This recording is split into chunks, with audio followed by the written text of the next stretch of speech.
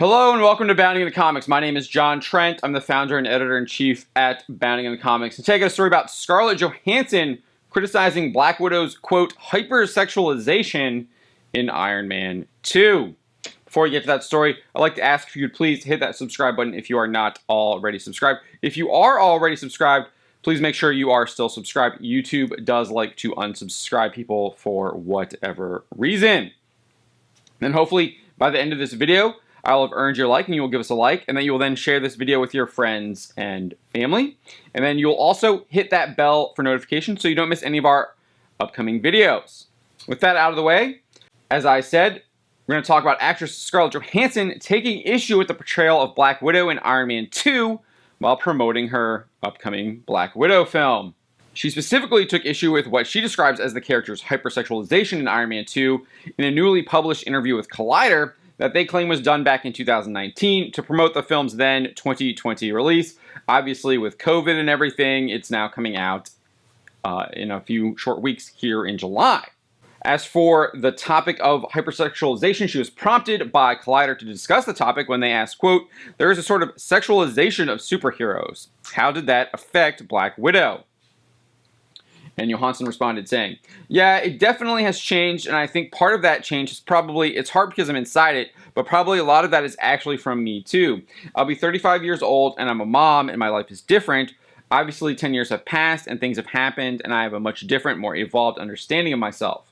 As a woman, I'm in a different place in my life, you know, and I felt more forgiving of myself as a woman, and not, sometimes probably not enough, I'm more accepting of myself, I think." She then went on to discuss the hypersexualization of Black Widow in Iron Man 2. This is what she said. "All of that is related to that move away from the kind of hypersexualization of this character. And I mean, you look back at Iron Man 2, and while it was really fun and had a lot of great moments in it, the character is so sexualized, you know? Really talked about like she's a piece of something, like a possession or a thing or whatever, like a piece of ass, really. And Tony even refers to her as something like that at one point. What does he say? And then after being prompted by Collider's Ashley Robinson, she continued saying, 'I want some.' And that's what Tony said. And so Johansson continues, 'Yeah, and at one point calls her a piece of meat, and maybe at that time that actually felt like a compliment, you know what I mean? Because my thinking was different.' She then elaborated, 'Maybe I even would have, you know, my own self-worth was probably measured against that type of comment, or like a lot of young women, you come into your own and you understand your own self-worth. It's changing now. Now people, young girls, are getting a much more positive message, but it's been incredible to be a part of that shift and be able to come out the other side and be a part of that old story, but also progress, evolve. I think it's pretty cool.'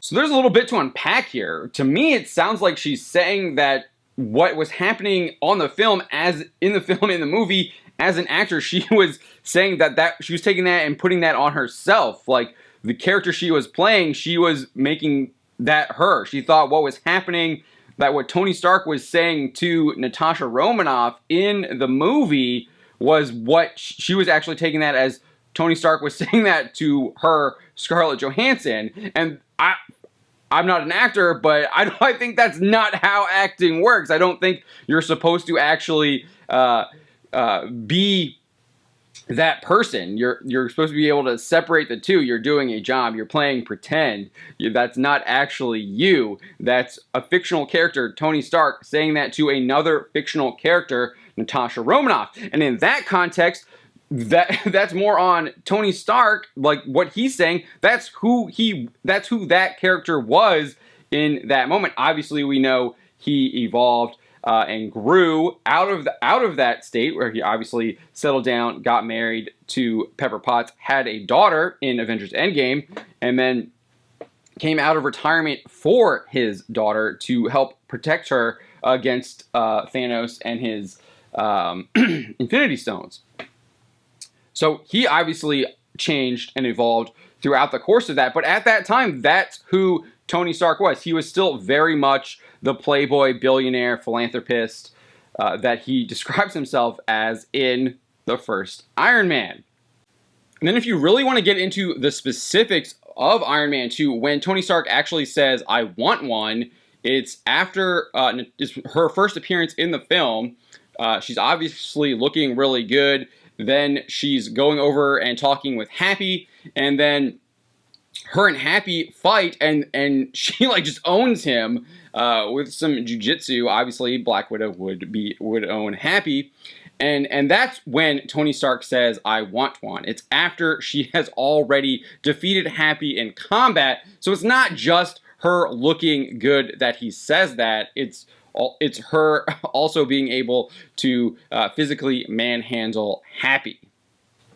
So what Tony is saying to her isn't what Tony is saying to Natasha, is not what Tony is saying to Scarlett. So that just is just really weird that that's where she would take issue with that. And then also, Black Widow is supposed to be sexualized. That's a key point of her character. She uses her womanly wiles to seduce people, get into areas as a spy that a man who doesn't look like her, doesn't have her attributes and traits, wouldn't be able to do. That is one of the tools she has in her belt to be better at her job. So that's what Black Widow is supposed to be. Like, she uses that to her advantage, and we saw that in Iron Man 2.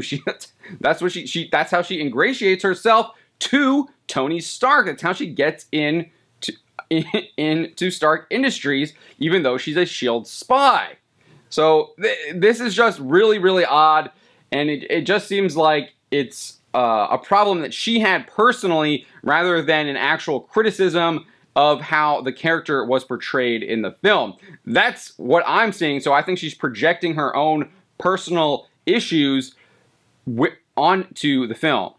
And to illustrate that, she has talked about hypersexualization before.